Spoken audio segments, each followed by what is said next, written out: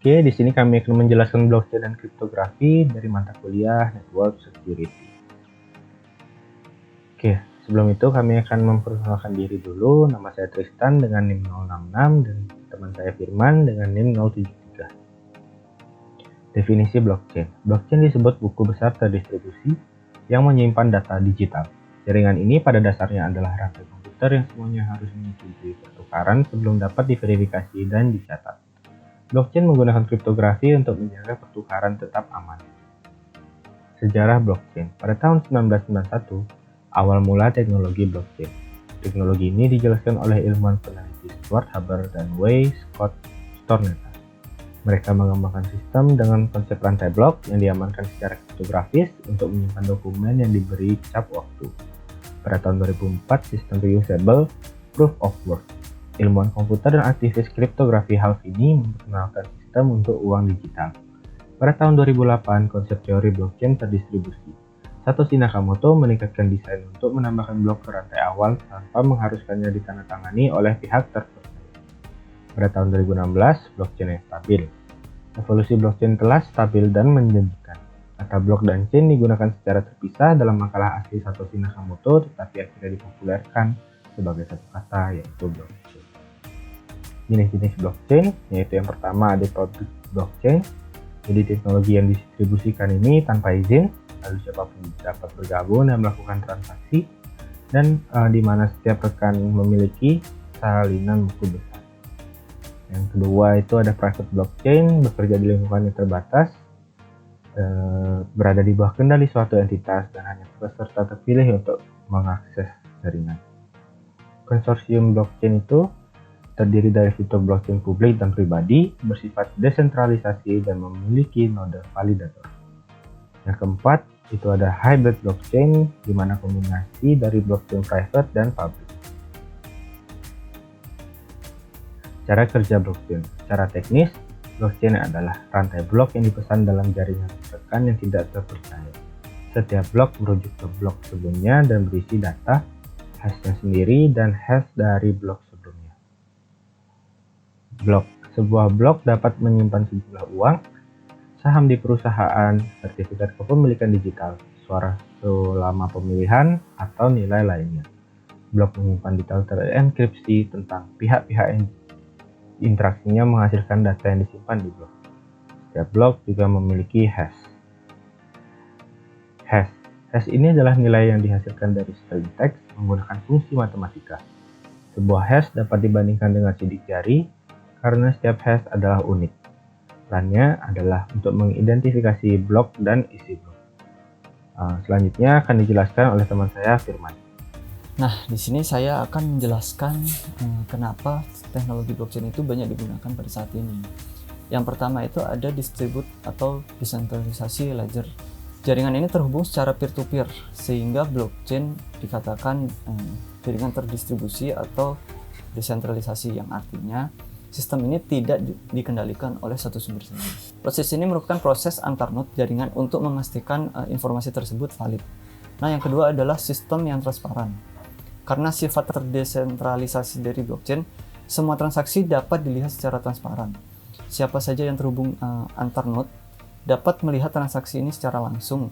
Setiap node memiliki salinan dari rekamannya sendiri yang diperbarui saat ada blok baru dikonfirmasi.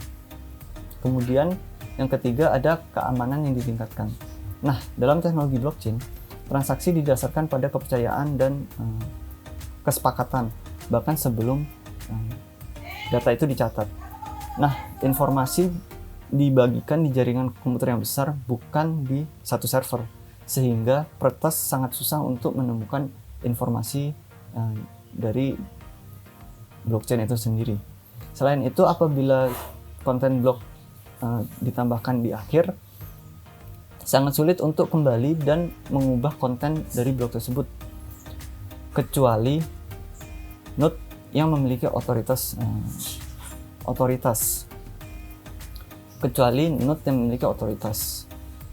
Nah, hal itu terjadi karena setiap blok memiliki hashnya sendiri, hash dari blok sebelumnya, dan juga cap waktu.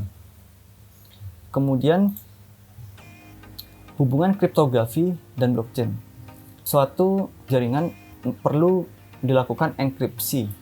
Jadi enkripsi adalah proses mengubah pesan atau data sedemikian rupa sehingga dapat dibaca oleh pihak yang berwenang. Nah, dalam blockchain ini sendiri terdapat dua algoritma kriptografi yang digunakan. Yang pertama ada kunci asimetris dan yang kedua ada fungsi hash. Yang pertama, kunci asimetris. Kunci asimetris juga dikenal dengan kunci publik, yang dimana melibatkan gabungan kunci untuk proses enkripsi dan juga dekripsinya.